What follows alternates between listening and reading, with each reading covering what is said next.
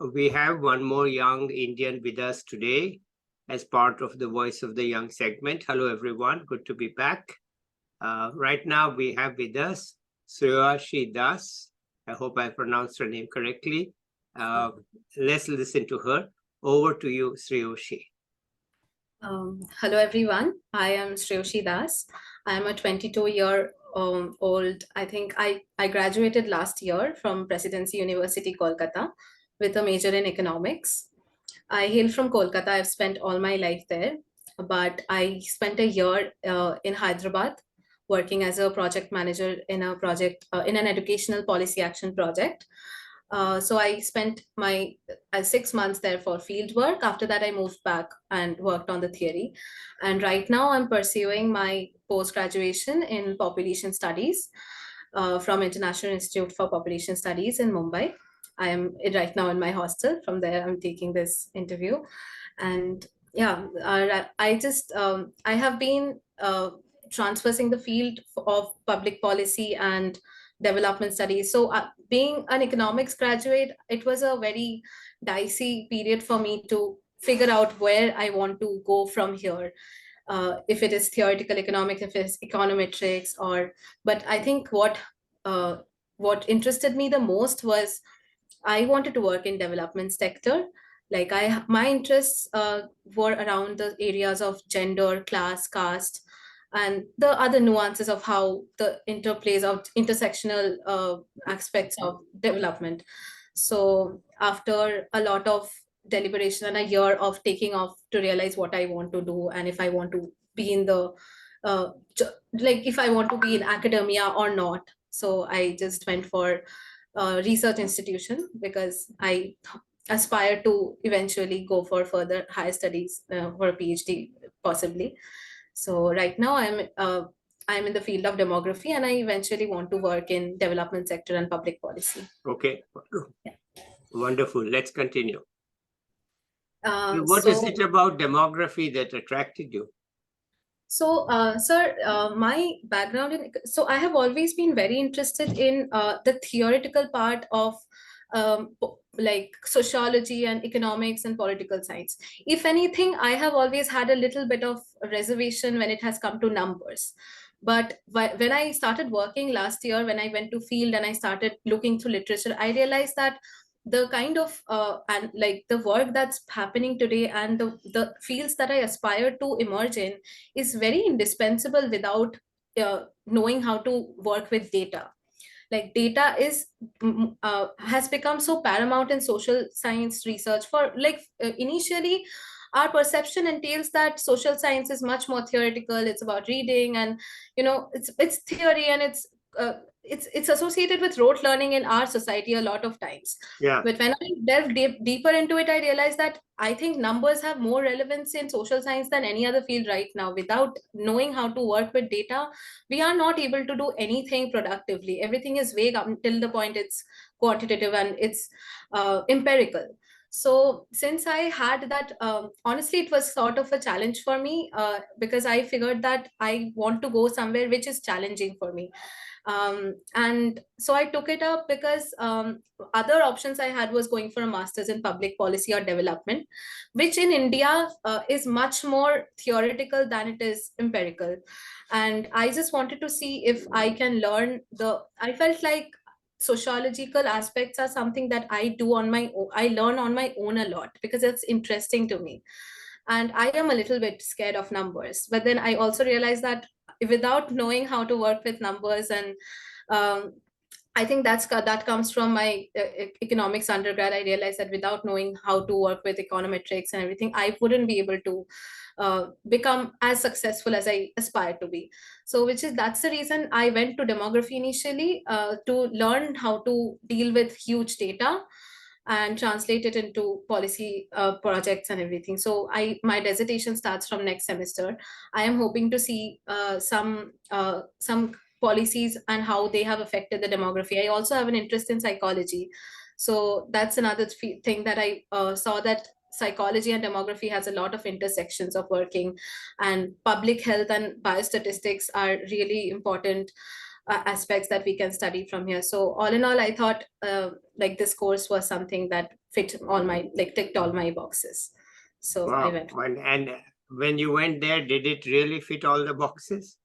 Initially, I felt like it was a lot more of geography than I thought it would be of statistics. But right now, after I just finished my first semester examinations and everything, and now I'm delving towards my first internship. So I'm having to look into a lot of papers and people I want to work under. So now I think I'm in a much more comfortable position than I was when I started, because I can now relate it much more to my undergraduation in economics or my aspirations in working in public policy and the work, because now I'm in a position where I can relate the things that I learned in the last year with what I'm studying in my coursework, or I can see the path in which I'm going. So I think it's what I mean, I hope it's working out. It's too soon to tell, but I'm happy Okay, with the good. choice. Let me ask you a question Yes, you sir. are not prepared for. Okay. Okay, sir. Or you may be prepared, who knows? No, I'm not. I'm absolutely Okay, not. let's see. Kolkata, Hyderabad, Mumbai. Yeah, Okay. yeah. How do you feel about the three of them? So I have a lot of things to say. So I'll start with Hyderabad, because I have the least to say about that.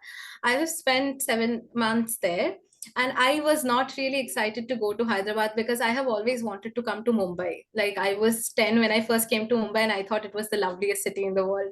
Okay. Like the fact that you can sit by a sea when you're sad was very enchanting to me as a child. And basically I had applied for TIS and I got through TIS development studies first. So I was very excited to come to Mumbai. But then there is a system where you have your upper preference given if you cross the cutoff. So I got shifted to Hyderabad because my public policy was taught in Hyderabad campus. So I was a little bit upset about coming to Hyderabad, that like not being able to come to Mumbai. But Hyderabad is a very, I think it's one of the, like it's growing in a very good direction. There's a lot of scope for growth, and the people have a very humble upbringing and they are very kind. Like you ask for help, everyone is there ready to help. So even if I don't know, and also the thing I love about Hyderabad is that it has a very good amalgamation of past and present and the history. So I am a person who really likes going to museums and forts. So I really had a great time in Hyderabad. And Hyderabad food is also great. I heard, That's what I was going to ask. yeah, How's the it's food? yeah, it's great. It's very spicy for my Bengali palate, but it's very, very good. And so that part was great. So Hyderabad, even if I wasn't excited for it, it turned out to be a beautiful experience. I went back this year also, and I really love the city. But about Mumbai, it truly is the city of dreams. At least it feels that way for me. I end up romanticizing the city a lot, but that's because I have always wanted to stay here. And the thing with Mumbai is that it just feel I feel like everyone belongs here some way or the other. And what I like the most about the city is definitely the safety.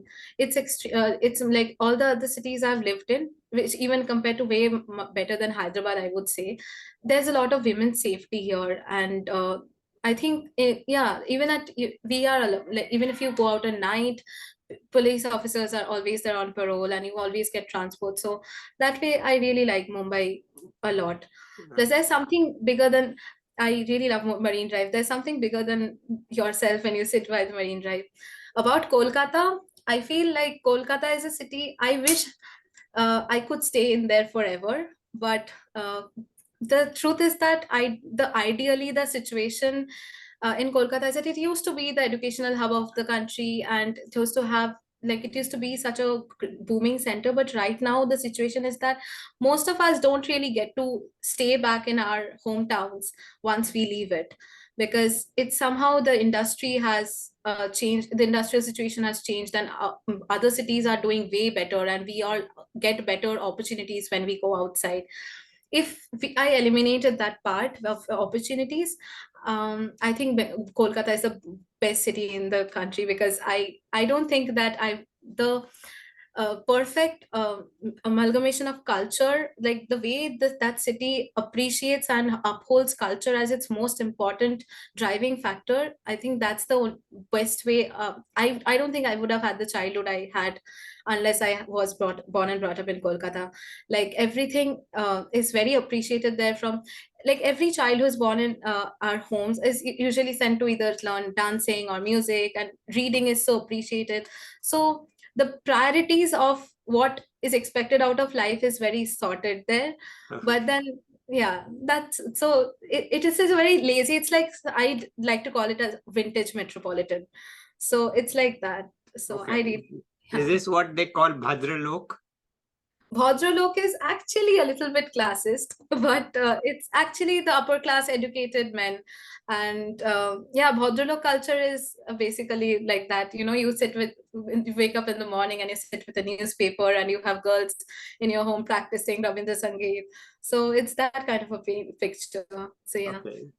All right. So what did you learn? You know, you said the girls learned this and that. What did you learn something classical or Yeah, something? yeah. Oh, that's I what. think it is a must in our families to learn something. I was trained in Hindustani classical from when I was 3, and I learned Rabindra Sangeet also. I also did theater for a while. My mother is a dancer, so yeah, we just I really like reading a lot. So yeah, that's Okay. that was Wonderful. Okay. Now tell us about presidency. okay. Presidency was my dream college growing up. So in our city, I think people who pursue humanities have only like they look up to going into two places. One is Jadavpur University, another is Presidency University. And I grew up listening to all stories about presidency from my grandparents, that they went there, their parents went there, and legacy of this person, that person. So when I went there, I was a starry-eyed 18-year-old stepping outside for the first time.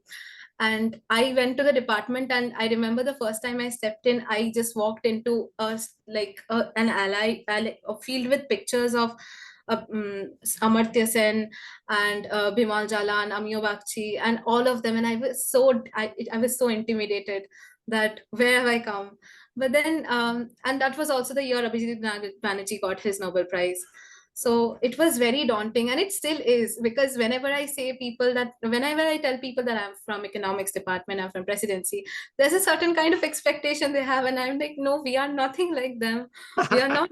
We are nothing like them. We have no connection whatsoever. They were really the best of their times, No. and so the presidency was very beautiful, to say the least. The classes were great, but more importantly, the campus life is very enriching.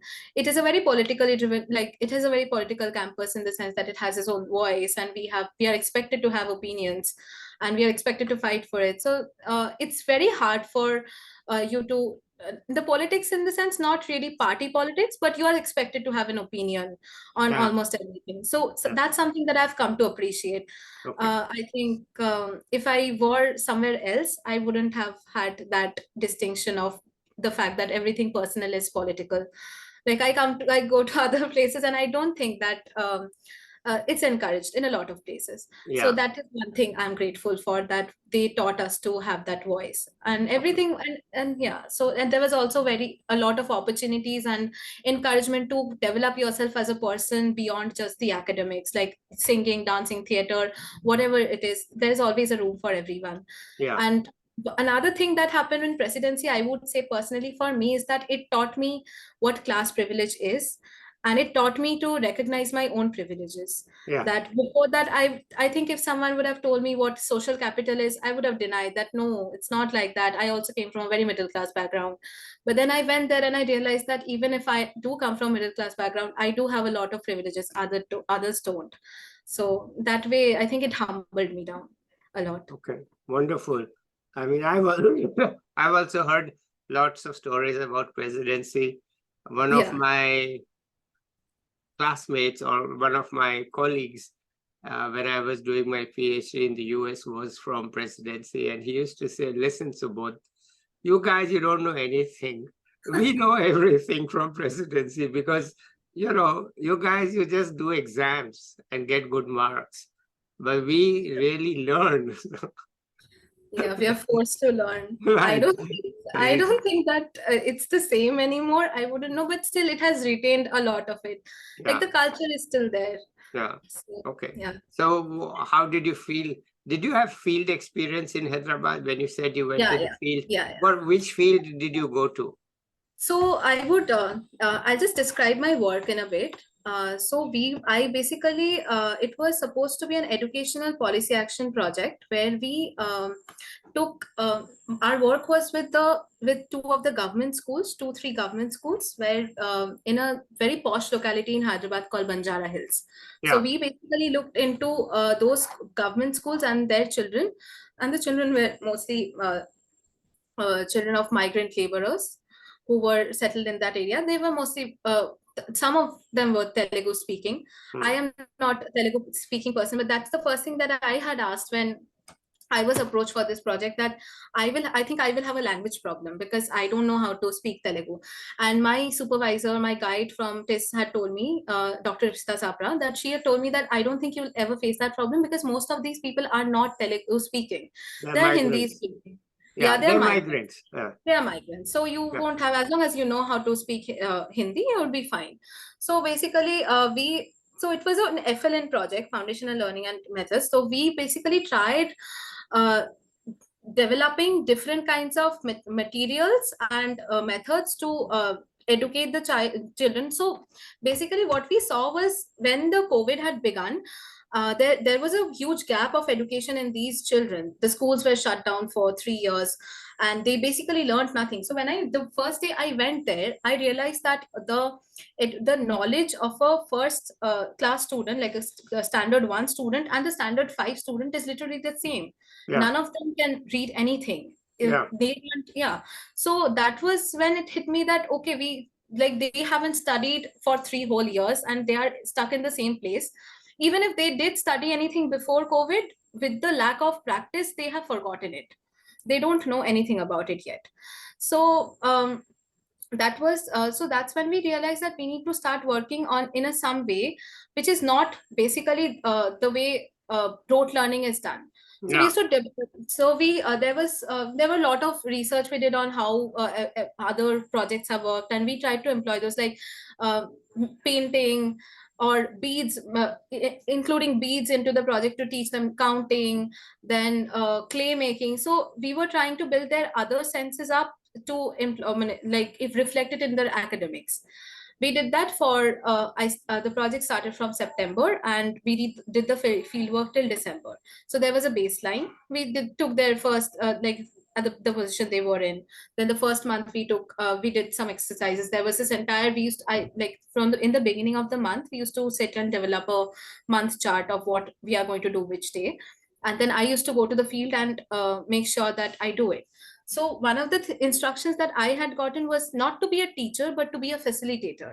That Yeah. I'm not there to teach. Yeah. Yeah. So there were two teachers, and they were honestly, initially I was a little bit, uh, I had my feelings about the way they were teaching, but then when I started doing it, it changed because it's not possible for them to teach. Like there is no infrastructure. Yeah. Like the school building was being built, and it was being built for 3 years. So there was this one big room, and there were 100 students sitting there, and there were just two teachers or one most of the times, and all of the students, be it class 1 to class 5, were being taught the same things from the scratch, the same every day. Like they Yeah. are being taught ABCD till class 5 or one, Yeah. 2, 3, 4 till class 5.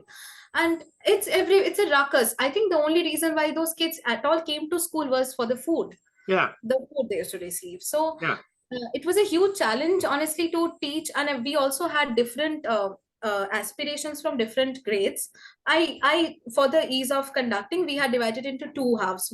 One was for 1 to 3 grade, and 4, 5 were different. Yeah. But even implementing that was so difficult to do it in a room where there's no demarcation, there's no chair, there's no No. table. No. Just two tables for the teachers, and the children are sitting all scattered. Everything is just a whole chaos. But but it so initially the plan was that we would do we would take this one school, and there's this one community settlement in Banjara Hills. We would go there twice or thrice a week, and we would give them materials through a WhatsApp group where all the parents were there. And we used to give them, I used to do phonetics with them, how to spell, how to understand how words are built. Yeah. And so when we initially started that, the idea was that we will give it to them on WhatsApp, and everything will be detailed. They'll just have to sit with their parents half an hour a week, and then they'll learn that, and then we'll give them worksheets, and they'll give it to us, and we'll check. So both the distinctions have their different problems. As for the community settlement, there were 20 kids we had taken.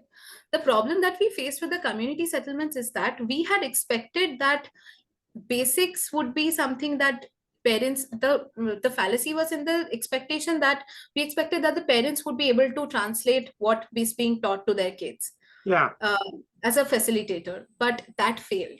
The parents it's our idea was that everyone knows 2 plus 2 is 4. Even their parents, even if they are uneducated, they do know what 2 plus 2 is. But they are so firstly, they are so busy. They don't have time to sit with their kids for half an hour also. No, initially we were a bit hopeless that how can, like, you have to sit with your child for half an hour. But then we just kept following up on it, and it didn't work at all. So that was one. Second was internet problem. Like, there's one phone in the family, the father takes it away, takes and goes to work, so they don't have the phone for to access. That was one thing. Thirdly, the biggest problem we faced was there was a lot of unwillingness also from the parents' side, because they're like, we don't know, we can't do this. So there was this resignation. So that thing, we realized that, okay, so this is not working out. So we focused on the school programs only, and we took another school in our charge. And we kept implementing the same process, and we saw progress, and we documented it till December. After that, I returned to Kolkata. So basically, I used to go, and we used to have these plans figured out from we took help from a lot of people who have done this work before, are doing. Like, there's a beautiful organization in Sundarban who are doing the same work. Vocational, basically teaching through vocational activities. And we saw a lot of improvements. So basically, there was a lot of literacy improvement, and the alphabets. By the time I left, at least everyone knew what ABCD was. Most of them did. So it was very difficult, but then the kids picked up. They did pick up it, but it takes a lot of patience and lot of work. I don't expect, and it's a lot to expect from teachers to have that and implement it in the curriculum. So that was basically the field work. Okay. Do you know what the parents' goal was for their children? So I spoke to a lot of them about this. Sometimes I used to conduct these parent-teachers meetings. The primary problem with conducting parent-teachers meeting was that the parents were not able to show up. They are manual workers. They will lose their days income and everything. But still, some of the women did show up who were at home, did show up, and they used to look at me and tell the kids that one day you will become like this. And I used to feel like, how you have to work towards it. And I don't think the problem is in their aspirations. I think it is in fulfilling it. They do want their children to do better. They are putting their children to school. They are trying their best, but somehow it's getting lost. It's a lot. It's a lot to ask of them. I figured out that. And there were many mothers who used to come and tell that their husbands beat them up, and they don't have, like, they want their children to be better, to do better, but their children are not studying. Many kids had a lot of attention problems, as anyway kids do, and they also did. So it was also hard to get the children to sit and study. And even though we gave homeworks, we were like, just make sure they do this much, and tomorrow just read this. I've written in this copy. Just make sure they sit it with it half an hour. And their parents had aspirations. Most of them wanted their children to become doctors or teachers or work in a respectable field, which is not what they do. But eventually they become so hopeless. They're like, you're not going to do anything, are you? And for daughters, they mostly wanted, actually, I saw them having aspirations for their daughters, I wouldn't lie, but it was like, can we afford to have these aspirations? Yeah. So most of them looked forward to educating their daughters, but somehow it was also restricted to just getting them married to Yeah. someone so respectable home. Yeah. And so just I think they just wanted them to be secure and safe, but they also they had high hopes, but I don't think they had the tools to fulfill that Yeah. completely. That so by now I think it's a well-known problem. Yeah, I think it's too privileged for us to think that they don't. No, aspirations are very similar, but the means are not there. And the government Absolutely. schools really, I think you might have seen the effects of Yeah, COVID, but then yeah. COVID hit everybody and the well-off kids, they Well, bounced back.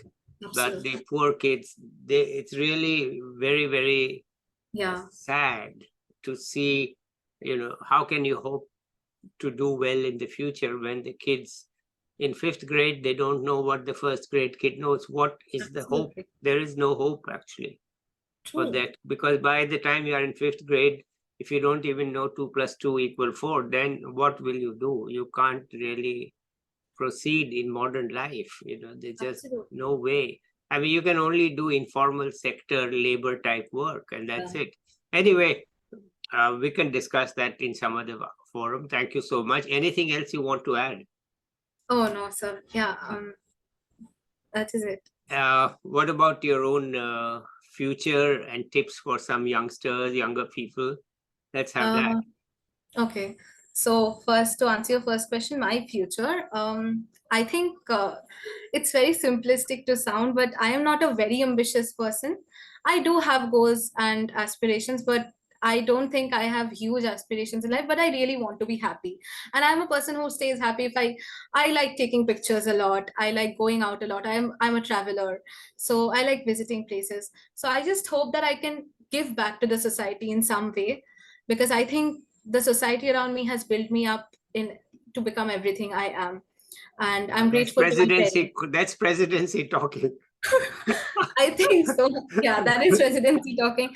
Like I said, I think I would have been a very privileged kid in a bubble if not for presidency. So, yeah, wherever I go, I hope that it doesn't make me like arrogant enough to forget that I have something. No, even in IIPS, we are constantly told that you have to give back to the society, and so I that's my aspiration, and I really want my parents to be happy of who they have brought up. Yeah. I think everything I do in my life somehow comes back to my mother. So I really am close to my parents, and I just want to have, I just want to be a person everyone is happy to associate with, and I want Mhm. to do something well in life. As for uh, future like tips for people who are in active, I think it's very important to ask yourself what really makes you happy. What others happiness looks like is not what yours will look like, and even if you convince yourself, there's a point when you will have to face yourself, and as long as you're true to yourself, I think you'll do well. Mhm. So it's very important to take a step back and realize what you want to do and work towards it. It doesn't have to correlate with others' definition of what a goal is and what is being happy. But as long as you know you want to, I think resources are available everywhere nowadays. It's just we have internet. There's always a scope for unlearning. I think we have all grown up with a lot of things that we need to unlearn constantly. I know that I have to constantly unlearn things. Mhm. So the process of unlearning and relearning should always be there. And the more you listen to other people, the more I think you will grow. So just that. Okay, great. Well, we'll catch up with you, I hope, in 1 year to see how Oh, Mumbai is treating you, yeah, and definitely. how what you have learned in this 1 year Yeah. and where you are going at that time. In the meantime, let's say bye to the viewers, and I'll be back with another young person or an expert soon. So bye, everybody. Thank you. Yeah, bye.